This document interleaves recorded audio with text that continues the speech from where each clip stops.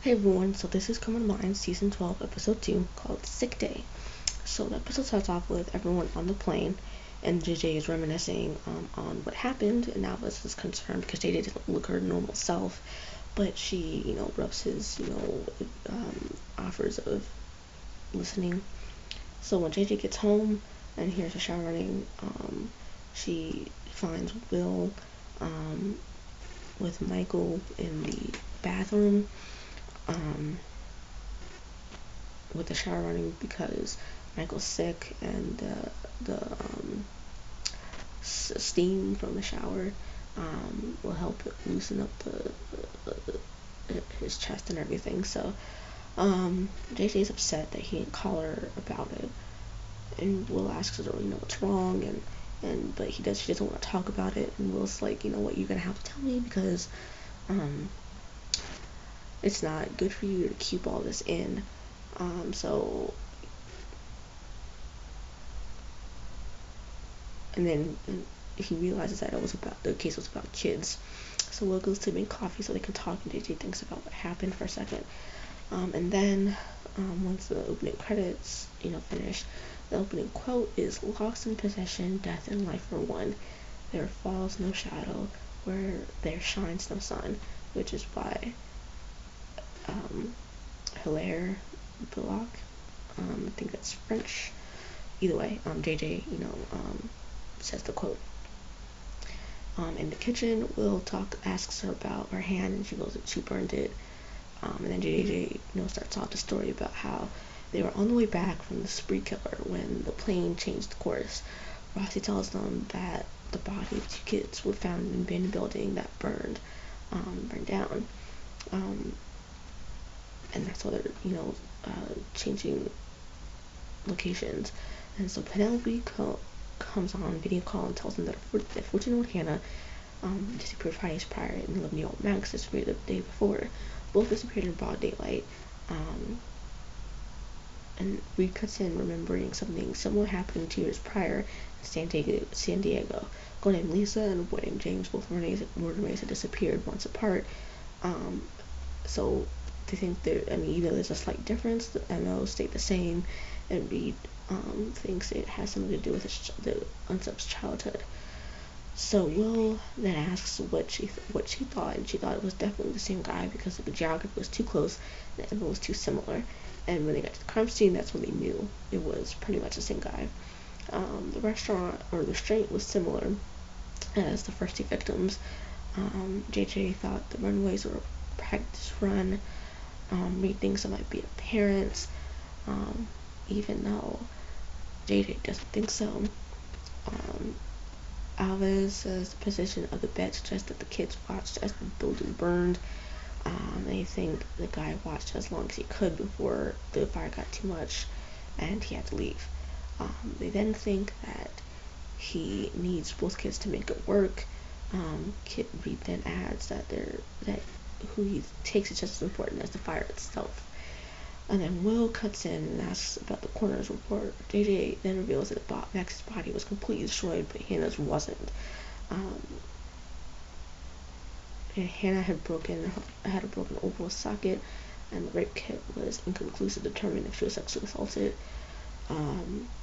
Terry suggests him burning them one at a time was to prolong his pleasure.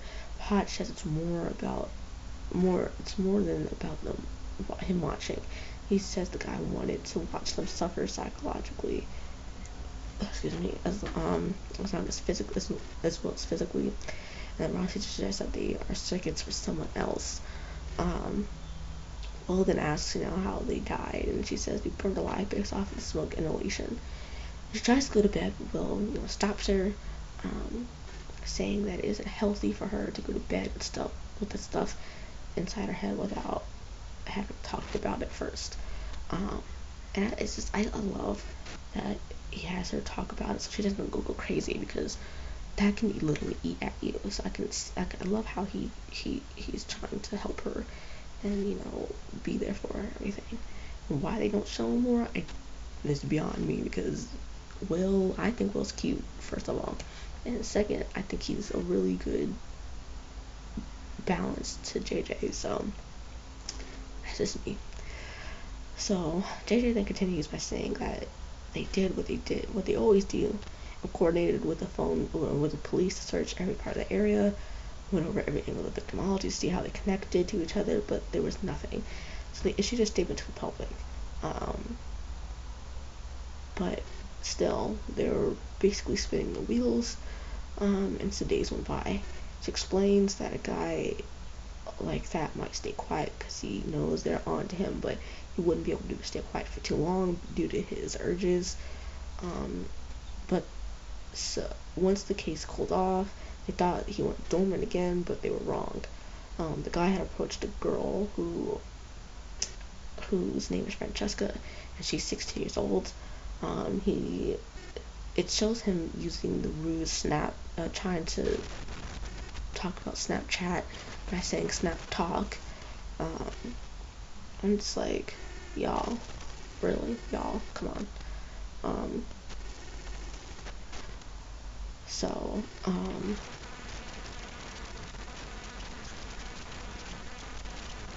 she was snatched in broad daylight again, or as well, not again. JJ is very upset that she was taken in broad daylight because she feels like everyone was basically on their phones anyway, so why can they not, see this happening? And just then Michael starts coughing kind of badly, and JJ insists she goes up to see Michael, and so once she does, and comes back and says she apologizes when she for snapping, and Will asks about what happened next, and he delivered. She said that they delivered a profile. Basically, the profile is they think he's a white man between the ages of 25 and 35, and think that he's a sadistic pyromaniac, which is apparently one of the worst kinds. And it's not just about watching the fires, it's about watching them suffer. He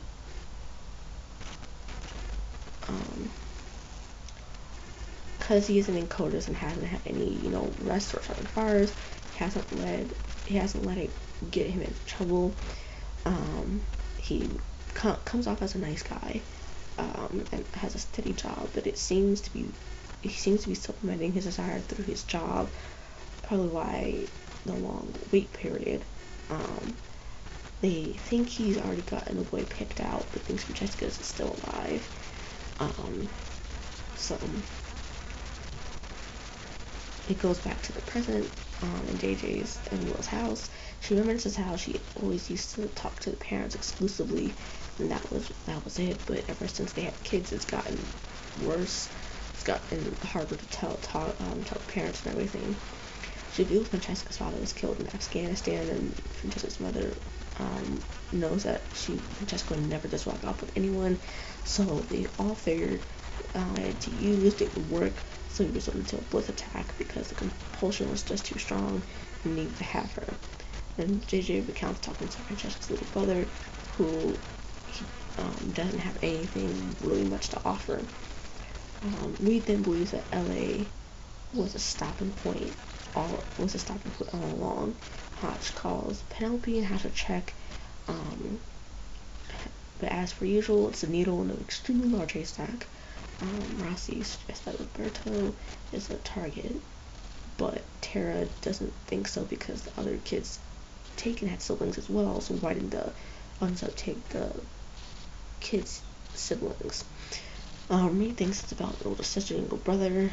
Rossi then says that he should bring in Roberto just to be safe. So they call JJ and Alice to go back to the house. And when they do, they find the door open. JJ tells Will that he had set a car on fire to get the cops away from the house. So that suggests that he most likely was watching as they were there. They then find Francesca's mother unconscious. JJ doesn't like the fact that she misses so much. But Will's like, she wouldn't be happy if she goes to another job. JJ then goes on with a story, and Rossi thinks that it's most likely about his own brother, sister pair. So they have Penelope search.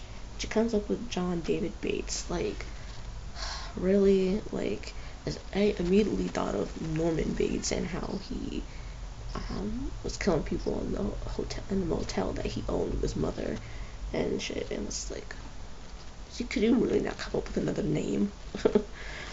Anyway, so he tried, this John tried to burn his sister alive twice before his parents gave up the parental rights over him and he was put into juvie. His sister lives in LA.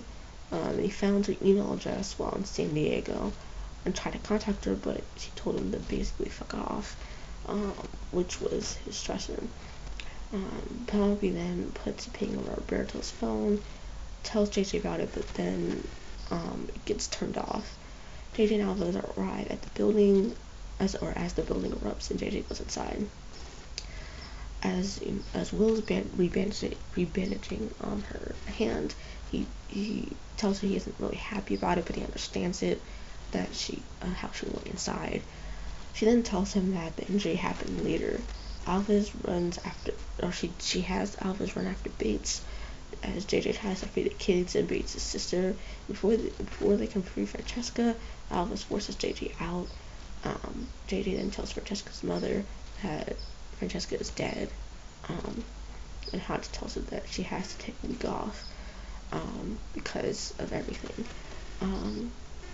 She basically is blaming herself because she chose Roberto because he reminded her of Henry. Will tells her that it wasn't her fault and what is consumer. Just like, geez, like all these episodes are fucking giving me making me feel shit at the very end too. I'm just like, damn. Well, I mean, I felt JJ's pain. Like, I literally felt JJ's pain, and AJ Cook is like a really, really good actress, because if she can make me feel like that, then damn. Like, well, damn. So the end quote is, "Love begins by taking care of the closest ones, the ones at home," which is a quote by Mother Teresa. And JJ, says that one as well. And I really like this episode, because it showed the vulnerable side of JJ. It showed that not everyone is as tough as they make themselves out to be. And I'm glad that Will had her recount what happened, because I feel like if she hadn't, she would have been really, it would have started her on the path of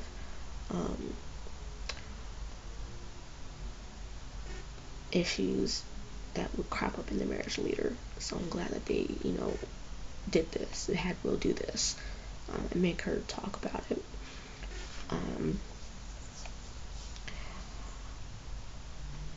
And I don't know, I think that's really all I can say about the episode. I mean, other than that, this was kind of just like a standard episode in my opinion. But next week on Criminal Minds, Prentice is back, at least for the episode, and the unsub is encasing his victims in concrete, it looks like, and going through bunches of hoops to dispose of his victims and make sure that there's countermeasures and everything. And so it's looking like this killer is really determined and everything.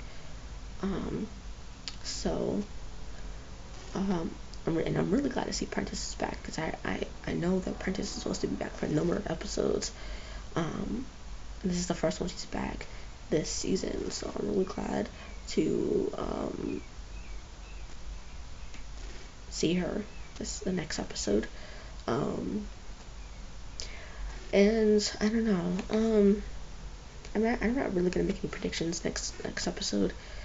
For next episode, just because I don't know. I don't really see how I can make any predictions. But if you guys want to make predictions, I will gladly discuss them in the comment box below, along with anything else. With that said, I will see you guys next week. Hit like if you like this episode or this video. Hit subscribe if you want to see more videos like this, and I will see you guys then. Bye.